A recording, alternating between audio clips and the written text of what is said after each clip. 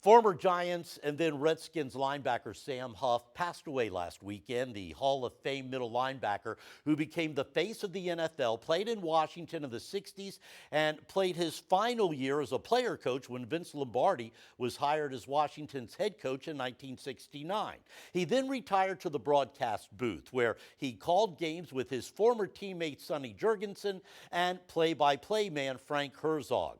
Sonny, Sam, and Frank. And joining us this week is the great Frank Herzog. Frank, you watched every Redskins game with Sam for almost 20 straight years. He was 25. 25. He was Yeah, indeed an NFL legend. he was. He was a man of split personalities. He was a ferocious linebacker who would like to take your head off any chance that he got on the field. And off the field, he was an absolute sweetheart. He was the greatest. Right. And some of the stories I'm sure that he told you from his playing days. Oh, yeah. He used to talk all the time about playing days and people he knew and people that he played against. He used to talk about some little linebacker in Pittsburgh. I don't remember his name, Bruce, but he said, God, he was vicious because he'd come up and hit you, and he'd hit you with his elbow in your chin and knock you out. And he said, I was always afraid running downfield on special teams he was going to get me. Um, Hey, Frank, big win for the team last Sunday. Your thoughts on where Washington is now and your thoughts on Taylor Heinecke. well, I watched the end of that game. When I watch football now, Bruce, I watch the red zone, okay? Because there's no commercials and they don't do any of those reviews of instant replays. It's just plays. So, but I saw them coming up at the end of the game. And so I turned over to it. That last drive was really great. That kid, Heineke, had a lot of poise. I think he matured. I think he showed how much he's matured, and he's done it in a hurry. He was just short of being brilliant. I like him. He's a gutsy guy. He wants to win, and I think it's a matter, if the team can give him time and give him some help, he could be a pretty good quarterback.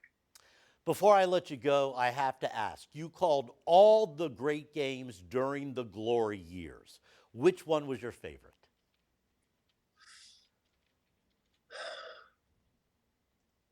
I don't know. There was so many. I mean, I could tick off four or five.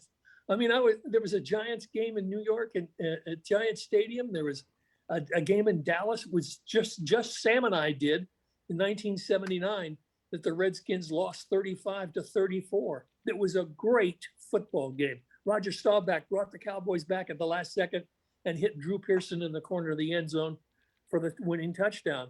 Of course, the Super Bowl 17. And I think the Super Bowl in Minneapolis was special because of the way the defense got ready in the second half, and Kurt Gavea picked off a pass and went in for a touchdown. So there's a whole handful of games, and there's a whole handful of games that I've absolutely forgotten. There was one with the New York Jets that ended 6-0. I don't know who won. I don't care who won, and I'm glad it's over, and I can't remember it because it had to be the most awful game in Washington history. Frank, you called one of the greatest plays in Washington history, John Riggins' fantastic run in the Super Bowl, at the Rose Bowl. It was historic. Here's the backstory. NFL Films paid the play-by-play men every time they used one of their calls. So a call like that was worth $32. At the end of the season, I'd get a check for NFL Films, depending on how many plays they used. $32 for that. And it has been played and played and played. If I got residuals, I'd be a rich man.